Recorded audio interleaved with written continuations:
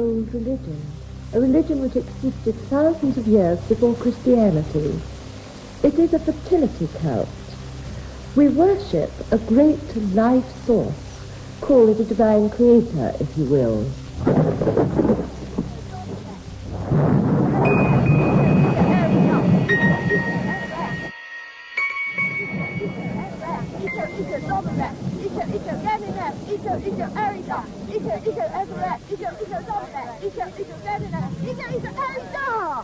Thou shalt not suffer a witch to live, so said an all-powerful church. 9 million died as the most terrible human passions masqueraded as religion. For 3 centuries, from 1448, reasoning man tried to stamp out the beliefs of his forefathers. He failed. Witchcraft is with us today. Farmer, lecturer, executive, witches all. And Diana, Pembrokeshire. A housewife, going about her work from day to day, she may have the power, and an occasion may arise when she exercises it. Modern science makes no difference to the practice of witchcraft. Witchcraft is a belief, an ancient belief, deep in the human mind. Nothing can destroy it. The simplest thing. If someone does something to her that she doesn't like, insults her or something of that kind, she will immediately exercise this power. And it could be the evil eye, that perhaps is the most common, and the incantation, the speaking of a curse against that person. About the scope of Diana's powers. You could be very sick, you know. Your milk could turn sour. You take the day in the cot. Anything could happen. Oh, there is another very interesting form of magic, the wax image. How do you exercise this strange power you possess? Cast your eye. It's all thought is in the mind. Now, that is known. It's a very secretive thing, but an image is made of the object of the person's aversion or hate, made usually of ordinary wax, in the hours of darkness when most decent people have gone to bed. The practitioner will carve this thing, or mold this thing will do, as near as possible to the features and form of the object of his or her aversion. The theory is one of the sympathetic magic between witch and victim. The effigy is the link is strengthened when the victim is made aware of what could happen and believes in the power of the witch. Question: what is the nature of this power? I don't think any nature at all. You know you've got the power is within you. You've got a heart. It doesn't manifest itself. It doesn't sort of pop out through anywhere or anything. You just know you've got it. You can't sort of say, look, it's here, I've got it. It's not like that. This woman could not or would not define her powers. In front of Wales Today cameras, she was equally reticent about what she could accomplish by witchcraft. Well, you can be for bad, you can be for good. They think of witches dancing on the little pots, all 30 of them at a merry time. But it's not so. It isn't so, you know.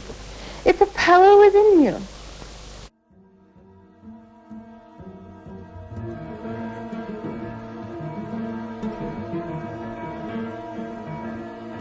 Reverend W.D. Williams, a lifelong student of witchcraft, is more explicit. He has first-hand experience of witchcraft in West Wales.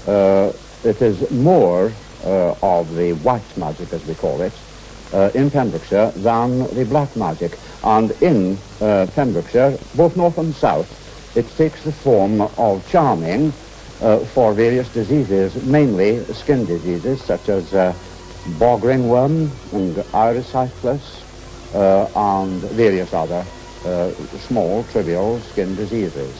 But at the present moment, I think that this charming, this power is used to cure shingles and jaundice.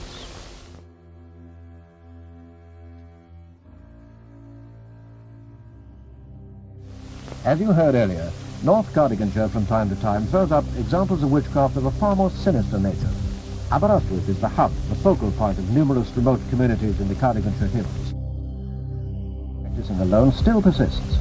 The banding together in covens has never been a feature of witchcraft in Wales, but with the evolution of the philosophy surrounding its mysteries, witchcraft assumes a different guise, that of a religion.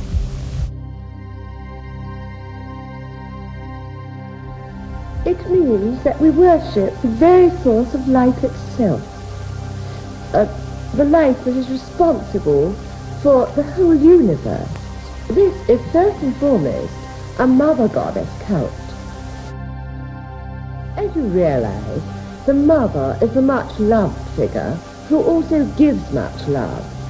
The father inspires respect, affection, but mother is the really important figure in family life. Witchcraft today is a relic of the pagan beliefs of pre-Christian days. It is essentially a dualistic religion. This dualism extends to an awareness of male and female, light and dark, harmony and discord, the passive and the creative, good and evil. Tonight is Midsummer's Eve, one of the 4 great Sabbats in the witches' calendar. Tonight the covens, each with its 13 members, will invoke the gods to witness their rites.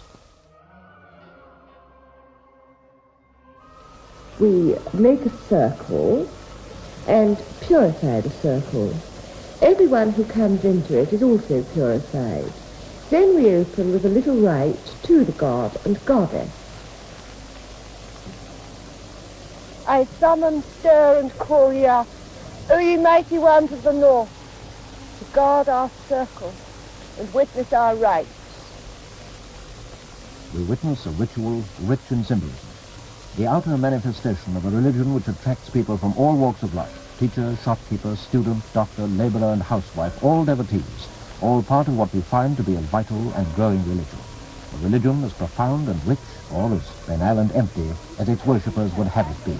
Iko, Zomalak, Iko, Daninak, Iko, Arida, Iko, Elrak, Iko, Zomalak, Iko, Elrak, Iko, Zomalak, Iko, Daninak, Iko, Arida, Iko, Elrak, Iko, Zomalak, Iko, Daninak, Iko, Arida!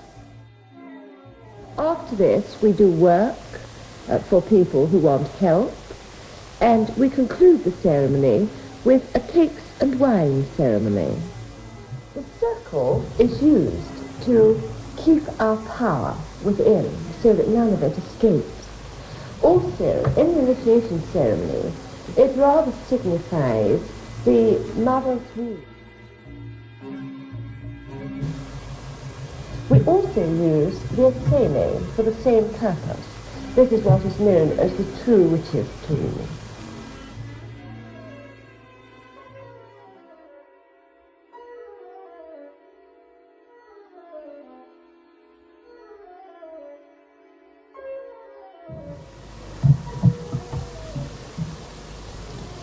The wand. I don't think in the old days that the wand was used like this, in this form. I think it was probably a hazel rod used for divining purposes, because as you realize, water was very important for the part it played in fertility. Now, of course, we only use this in certain rituals. The cords again are used in the initiation ceremony. Once again, you can see the symbol of the cord tying the child, strengthening this idea of rebirth. This little figure, yes, she symbolizes the great mother goddess. A sophisticated fertility cult it may well be. Even so, the modern witch still casts her spells. The work we do is to form a cone of power, a power from within ourselves. It's mass concentration, really, all having the same mental picture, the same intent in mind, and one's mind's all directed on this. On one occasion, we had a husband and wife. The wife was very distressed because her husband was very friendly with his secretary, and too friendly, and we were asked if we could help. So we kept a picture in mind of the husband and wife being brought together again, with nothing between. Within a few weeks, the secretary was off sick from work, and she was off so long that her boss was forced to replace her. So in this way, the end was achieved. All was well between them again. In this case, we were doing constructive work to bring the husband and wife together. We didn't say in what way they were to be brought together. The fact that it was because the secretary became ill and had to be replaced, I think, is really only a side issue. Witchcraft was cruelly misinterpreted during the Middle Ages and was an excuse for many obscene excesses. Today it is thought of as a sensational newspaper headline. Kabbalistic signs in churchyards and staid rural deans exorcising the scene of a black mass are far removed from the real witchcraft of today. I feel that a number of these things were probably done by irresponsible young people who'd been reading rather sensational books with a mixture of witchcraft and black magic in them. And they didn't do it with any sense of desecration in their mind, I'm quite sure. Just for a bit of a laugh.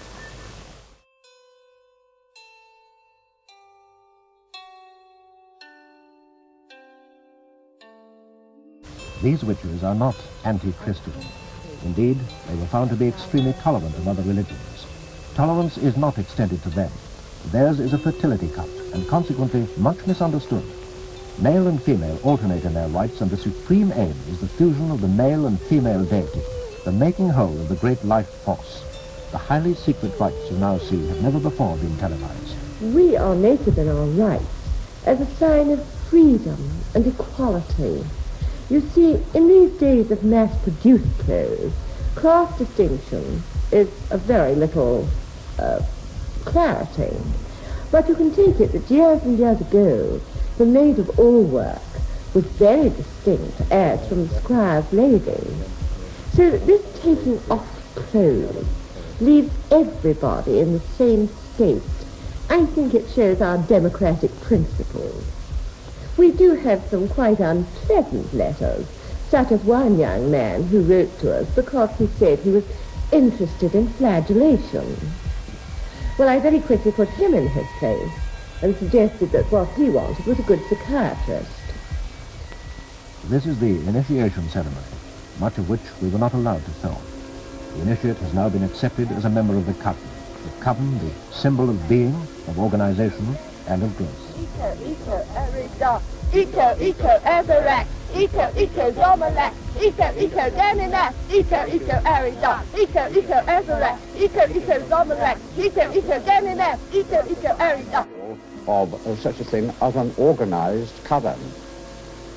That is more or less a modern development of the witches' cult.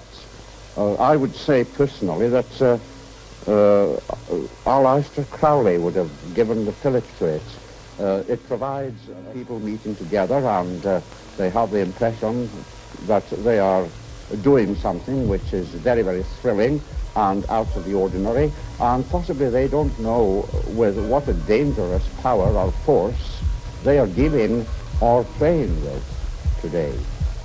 We'll see more of it probably. It's just in its infancy now, but it might develop in this country. I rather think it is now into such a state that it might be very, very dangerous. Traditional Welsh witchcraft seems far removed from the startling cult which Wales today investigated. But there is a link. Nest is a Pembrokeshire girl and a member of the coven. She refuses to be identified, but she will recruit and will talk of her beliefs to those who are interested. The youth of Lacedaemon and Sparta made due sacrifice. Whenever you had need of anything, once in the month, and better it be if the moon be full, ye shall meet together in some secret place, and worship the spirit of me, who am the queen of all witches.